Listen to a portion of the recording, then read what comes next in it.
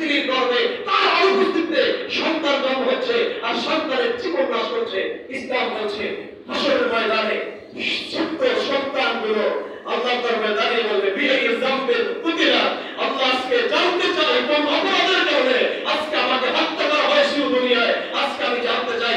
সেদিন ছোট্ট ছোট্ট সন্তানগুলো হাসরের ময়দানে মামলা দায়ের করবে। সেদিন কি আল্লাহ দরবারে আসামি হওয়া লাগবে না? কথা বলে হওয়া লাগবে না?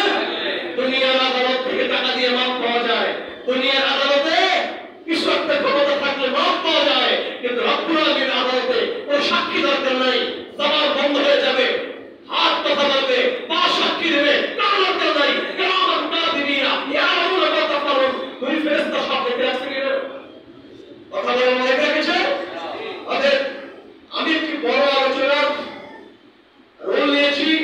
আমি সময় সুযোগ হয়ে কথা বলবো, এখানে রেখে দিচ্ছি।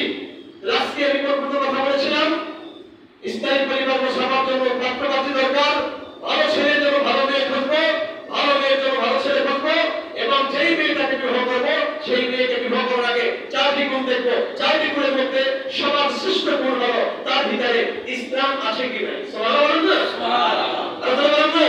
এই মেয়ের ভিতরে স্বামীর ভালোবাসা আছে কি নাই, এই মেয়ের বংশের ভিতরে সন্তান হয় কি হয় না, যেই মেয়ের বংশে সন্তান হয় না এই মেয়ের বিবাহ করলে তার বংশীয় সন্তান আশা করা যায় না। তখন দেখা যায় একটা বিবাহ কিন্তু একটা না জানার কারণে অনেক জায়গায় কিন্তু বিবাহ বাতিল হয়ে যাচ্ছে।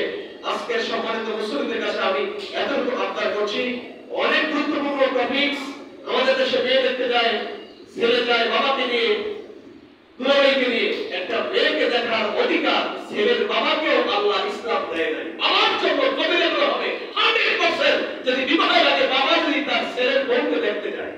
কথা বলেন ইসলাম। আজকে আমরা ইসলামের অনুশাসন মেনে নেওয়ার কারণে আমাদের পরিবারের প্রত্যেক পরিবারে আজকে এমন বাবা শুরু হয়েছে যে এই বাবার কারণে গজব 1 নয় 2 নয় কত যে আমাদের উপরে আসমান জমিন অপরাধের কারণে ভারী হয়ে আছে। আল্লাহর কাছে খাস তওবা ছাড়া করে আমাদের কোনো পথ নাই। আসুন আমরা খালিস তওবা করব, আগামী দিনের জন্য আমাদের পরিবারকে ইসলামী পরিবার করব। রাজি আছি তো? আল্লাহ তৌফিক দান করুন। আমিন। যারা মসজিদে এসেছে